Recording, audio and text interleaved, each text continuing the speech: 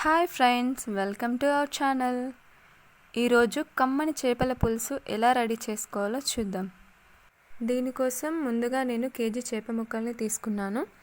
ఈ చేప ముక్కల్ని నిమ్మరసం సాల్ట్తో కడిగి పక్కన పెట్టుకోవాలి. ఇలా కడగడం వల్ల స్మెల్ రాకుండా ఫ్రెష్గా ఉంటాయి. ఇప్పుడు నిమ్మకాయ సైజ్ అంతా చింతపండుని తీసుకొని నానబెట్టుకోవాలి. చేపల పులుసుకి కొత్త చింతపండు కంటే పాత చింతపండుతో చేస్తే చాలా టేస్టీగా వస్తుంది. ఇప్పుడు చేపల పులుసు చేయడానికి ముందు తరిగిన 1 కప్పు ఆనియన్స్ని ఫ్రై చేసి గ్రైండ్ చేసి పెట్టుకోవాలి.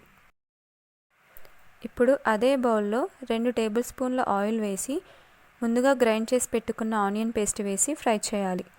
ఇందులోనే అల్లం పేస్ట్ వేసి బాగా కలిపి పసుపు వేయాలి. పసుపు వేశాక బాగా కలిపి ఇప్పుడు కడిగి పెట్టుకున్న చేప ముక్కల్ని వేసి మెల్లగా కలపాలి. స్పీడ్గా కలిపితే చేప ముక్కలు విరిగిపోతాయి కాబట్టి మెల్లగా కలుపుకోవాలి.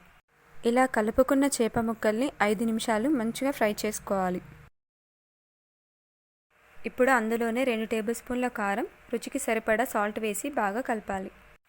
ఫస్ట్ టైం నా వీడియోని చూస్తున్నట్లయితే మన ఛానల్ని సబ్స్క్రైబ్ చేసుకోండి. పక్కనే ఉన్న గంట సింబల్ని నొక్కండి. ఇప్పుడు ముందుగా నానబెట్టిన చింతపండు గుజ్జు నుంచి రసం తీసి ఆ చింతపండు రసాన్ని పోసి మెల్లగా కలపాలి.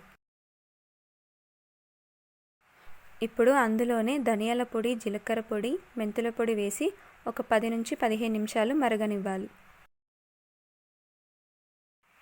15 నిమిషాలు ఇలా మరగనిస్తే పులుసు దగ్గర పడుతుంది.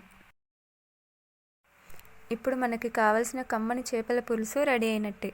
ఈ చేపల పులుసు మీకు కూడా నచ్చినట్టయితే మీరు కూడా ట్రై చేసి ఎలా వచ్చిందో కమెంట్ బాక్స్లో కమెంట్ చేయండి. అలాగే మన వీడియోస్ అన్నిటిని చూసి లైక్ చేయండి. మీ ఫ్యామిలీ అండ్ ఫ్రెండ్స్కి షేర్ చేయండి. మరిన్ని వీడియోస్ కోసం మన ఛానల్ని సబ్స్క్రైబ్ చేయండి. పక్కనే ఉన్న గంట సింబల్ని నొక్కండి. ఇలా చేయడం వల్ల నేను అప్లోడ్ చేసిన వెంటనే మన వీడియోస్ మీకు వచ్చేస్తాయి. Thank you.